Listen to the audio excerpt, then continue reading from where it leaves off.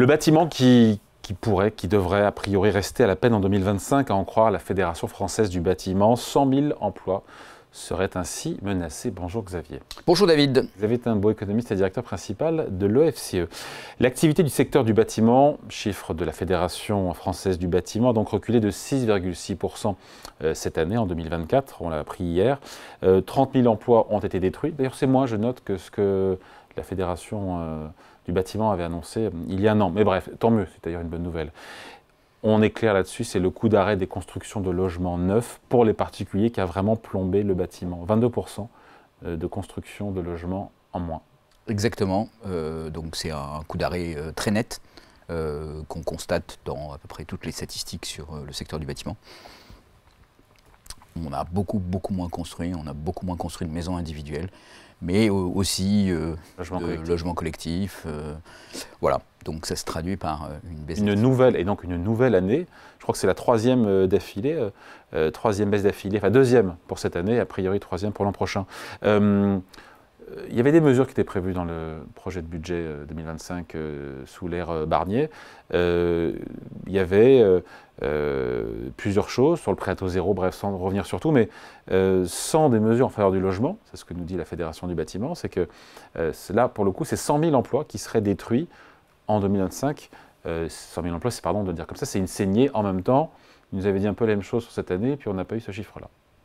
Alors oui, il y a, enfin bon, c'est le chiffre que met sur la table la Fédération française du bâtiment, et donc qui noircit la situation et qui accompagne leur message, qui est qu'il faut un certain nombre de mesures à prendre dans le projet de loi de finances. Qui noircit une situation qui est quand même noire déjà. Alors une situation qui est noire. Après, il faut quand même, quand on regarde la situation, faire attention à un certain nombre de choses.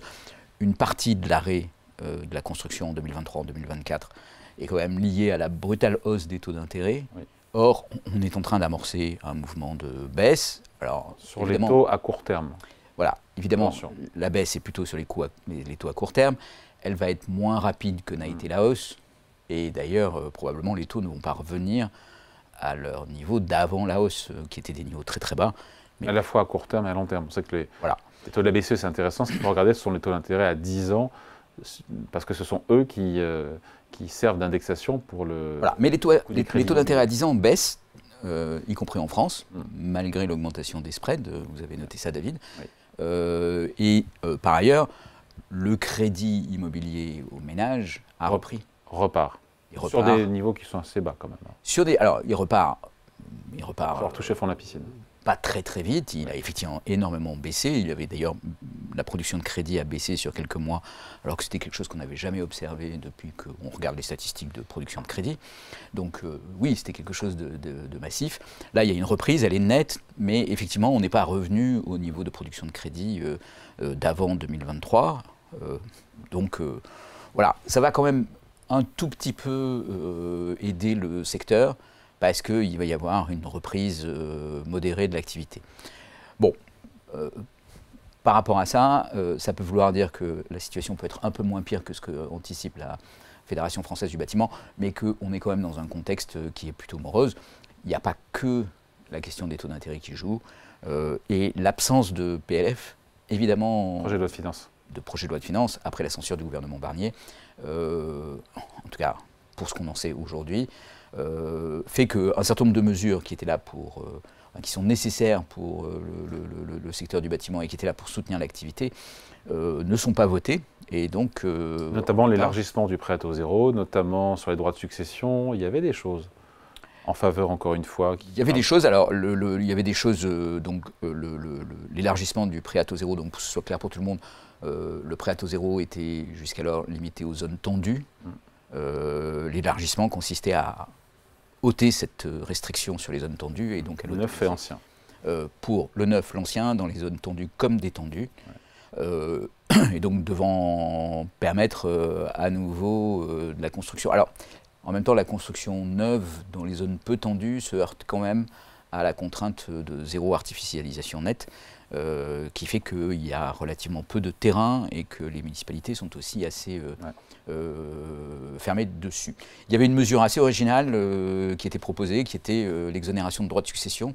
Quand vous donnez de l'argent à vos enfants et qu'ils achètent un bien immobilier pour la première fois, ou aussi, si j'ai bien compris, quand en fait vous êtes exonéré de droits de succession pour un achat immobilier que vous faites aujourd'hui, le jour où vos enfants hériteront.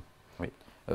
Qui est une mesure qui a l'avantage d'avoir un impact budgétaire très très retardé. Voilà, on verra plus tard. On verra vraiment plus tard. Alors, c'est peut-être pas de la très très bonne gestion. Ouais, mais ça a le mérite d'apporter un soutien. Mais ça pouvait apporter un soutien de ce point de vue. Toutes ces mesures-là, elles étaient attendues, encore une fois, par la Fédération française du bâtiment. Est-ce que, on ne sait pas, est-ce que François Bayrou les reprendra ou pas? Est-ce que, apparemment, un changement de ministre du Logement, on ne sait pas non plus, qui a porté ces mesures? Voilà, c'est le flou. Hein. Ah oui, là c'est le flou. Donc il y a plusieurs étapes de flou, c'est-à-dire est-ce que le nouveau ministre du Logement ou la nouvelle ministre du Logement, en l'occurrence Valérie Létard, voilà, reprendra ces mesures. Alors si c'est Valérie Létard qui est reconduite, ben, peut-être. Est-ce que le Premier ministre va reprendre ces mesures à son compte? Et puis ensuite, est-ce qu'on peut le faire voter dans l'Assemblée telle qu'on la connaît aujourd'hui, ce qui n'est pas du tout clair. Et il ne suffit pas que le ministre et le Premier ministre proposent la loi pour que la loi soit mise en œuvre. Bon, il y a quand même, vu l'enjeu et vu comment dire, le fait que ça touche quand même beaucoup la vie des gens, c'est des mesures qui s'adressent aux ménages, des ménages primo-accédants, et que c'est des mesures qui sont souvent assez populaires en fait. Il est possible que le gouvernement les prenne en compte, peut-être en les rabotant un peu, parce qu'on est dans un contexte budgétaire extrêmement tendu. Mais voilà, peut-être qu'il y aura de ce point de vue-là des décisions qui seront prises. En tout cas, c'est ce que la FFB demande avec vigueur. À juste titre en même temps, il faut dire. Voilà, à juste titre. Bon, sachant que peut-être que l'année 2025 ne sera pas si terrible que ça. Ah, quand même, quand on les écoute, ça va quand même être difficile. L'activité prévue en baisse de 5,6%. Troisième année de baisse consécutive de l'activité. On dit que le secteur n'a pas encore touché le fond, sachant qu'on parle de l'immobilier, de la construction de logements neufs. Il y a aussi la construction de bureaux, qui est aussi passablement sinistrée. C'est ça. Et sachant qu'en plus, le secteur, 20% aussi. Le secteur de la construction est toujours, met du temps à se redresser, et qu'on a une bonne anticipation de quelle va être l'activité entre 3 et 1 an, parce qu'il faut déposer des permis de construire, et si les permis de construire ne sont pas déposés, bah, il n'y aura pas de construction. Donc voilà, et là on sait aujourd'hui que l'état des permis de construire augure d'une activité de construction qui sera pas... Avec des prix dans le neuf qui ne baissent pas d'ailleurs, c'est un truc complètement dingue. Autant dans l'ancien les prix s'ajustent. Dans le neuf. Ah, dans le neuf, pardon, oui, excusez-moi. Oui, non, dans l'ancien, il y a eu un ajustement assez net, oui, bien sûr. Sur le prix, mais dans le neuf, du fait de... Dans le neuf, il n'y a pas eu effectivement d'ajustement, du fait d'un certain nombre de facteurs qui sont le prix des matières premières, le prix des terrains. Le prix des terrains. Alors, le prix des terrains, c'est un petit peu ajusté malgré tout, mais aussi le coût induit par les normes de construction, en particulier sur... Donc, il n'y a pas d'ajustement sur le prix. Il y a moins d'ajustements sur le prix du neuf qu'il n'y en a effectivement sur le prix de l'ancien. La partie terrain, c'est un peu ajusté, mais ça ne suffit pas à compenser évidemment les hausses de prix dans le neuf. Bon, il y a un autre effet aussi dans le neuf qui joue, qui est que beaucoup de promoteurs sont en très grande difficulté, donc qui préfèrent parfois faire de la rétention sur leur stock plutôt que de le vendre à prix cassé. Et puis par ailleurs, il y a un petit peu moins de concurrence dans le secteur du neuf, parce qu'il y a beaucoup d'opérateurs qui ont déjà fait faillite, et que de ce point de vue-là, il y a une évolution du secteur qui est quand même assez importante et qui effraie un certain nombre d'observateurs. Pour vous, la Fédération française du bâtiment, encore une fois, noircit le trait sur 2025. En même temps, c'est vrai que les taux d'intérêt ont commencé à baisser. La BCE va poursuivre, on l'a compris d'ailleurs, parce que d'ailleurs Christine Lagarde a fait comprendre que d'autres baisses de taux allaient se poursuivre en 2025. C'est un secteur qui a besoin d'avoir un budget pour avoir toutes ces aides-là. Comment est-ce qu'on fait pour les aider, pour relancer encore une fois ce secteur avec beaucoup d'emplois à la clé? Oui. Ça coûte trop cher à l'État.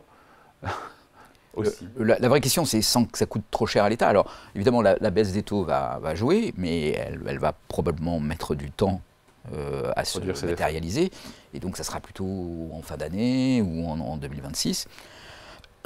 Après, voilà, il y a un besoin important de rénovation. Le marché de la rénovation qui se porte pas si mal, mais là aussi, il y a un aléa. On sait pas si mal, sur MaPrimeRénov', on ne sait pas du tout où sera l'enveloppe budgétaire. Alors, et MaPrimeRénov' est un problème intéressant parce que, en fait, ça fait 2 ans que l'enveloppe budgétaire n'est pas consommée. Parce que il y a eu ça veut dire quoi d'ailleurs, ça? Alors, ça veut dire que MaPrimeRénov', c'est un dispositif dit de guichet. Donc, vous avez un projet de rénovation, vous vous présentez au guichet et on définit une enveloppe pour MaPrimeRénov', qui est une anticipation de quelles seront les demandes qui sont faites, mais en fait, quand l'argent n'est pas consommé, bah, vous ne pouvez pas trouver des gens en leur disant mais déposez un... Pourquoi l'argent n'est pas consommé? Alors pourquoi l'argent n'est pas consommé? Bah, parce qu'en fait, il y a eu... les aides ne sont pas utilisées. Il y a eu un durcissement des conditions de MaPrimeRénov', qui d'ailleurs va se prolonger en 2025, avec des primes qui sont moins généreuses, des conditions de ressources qui sont plus strictes, des conditions d'attribution de MaPrimeRénov' qui seront un petit peu allégées en 2025, mais qui sont quand même plus strictes que ce qu'elles n'ont été, et qui font que, voilà, il n'était pas intéressant économiquement, ou trop compliqué, de déposer un dossier MaPrimeRénov' pour obtenir une rénovation. En fait, on a voulu réorienter MaPrimeRénov' vers des rénovations plus massives, plus importantes, et donc éviter ce qu'on appelle les rénovations monogestes, dans lesquelles on fait une seule opération, changer les fenêtres, changer la chaudière, isoler la toiture, pour avoir un bouquet, des opérations plus ambitieuses et plus complètes, parce qu'on sait que c'est celles-là qui permettent de diminuer la facture énergétique, et que les opérations monogestes sont moins efficaces. Et ça conduit, comme on a voulu durcir les conditions d'accès à MaPrimeRénov', ça conduit à ne pas consommer le budget. Donc il y a à la fois une question budgétaire, parce qu'en gros, ce qu'a fait le gouvernement, c'est dire le budget n'a pas été consommé, donc on va réduire l'enveloppe pour l'année prochaine à hauteur de ce qui a été consommé cette année. Mais il y a quand même un enjeu aussi de rendre attractif MaPrimeRénov', c'est-à-dire que il y a une petite hypocrisie de la part du gouvernement qui est que on doit conduire un certain nombre de rénovations énergétiques dans les 10-20 ans qui viennent, et si on s'en tient au rythme actuel de MaPrimeRénov', on n'y arrivera jamais. Donc il ne s'agit pas juste de constater que les crédits ne sont pas consommés et de réduire les enveloppes. Il faut la rendre plus attractive. Mais il faut la rendre en tout cas plus attractive. Donc plus facile à décrocher. Plus facile à décrocher, avec une offre de meilleure qualité sur les services de rénovation qui sont rendus, des dispositifs qui permettent de mieux accompagner les ménages dans les rénovations ambitieuses. Et voilà. C'est un petit morceau du secteur du bâtiment, la rénovation. Alors c'est un petit morceau. Ça c'est vrai, mais il y a aussi cette évolution très profonde dans le secteur du bâtiment, qui est passé de la construction de maisons individuelles en masse à un modèle qu'on n'imagine pas trop d'avenir, parce qu'il est associé à l'étalement urbain et à la consommation de terre, vers un modèle qui est plutôt la construction dans les zones déjà construites, donc démolition, rénovation ou reconstruction, ou la rénovation et l'efficacité énergétique des bâtiments existants. Et le problème, c'est que ce n'est pas les mêmes métiers en fait, qui sont en jeu, ce n'est pas les mêmes types d'entreprises, ce n'est pas les mêmes compétences, ce n'est pas les mêmes formes de financement. Et ça pose un problème de structure massif dans le secteur du bâtiment, avec tout un tas d'entreprises qui se retrouvent en fait à plus avoir de marché et avoir des perspectives extrêmement réduites, en particulier dans la maison individuelle, pour les années qui viennent. Donc, conclusion, la question 2025, nouvelle année noire pour le bâtiment, on répond... Je pense que ça sera plutôt une année grise, c'est-à-dire qu'on va avoir les conséquences des années passées en matière de faillite. On est aussi au moment où on sort des prêts garantis de l'État et où il faut les rembourser.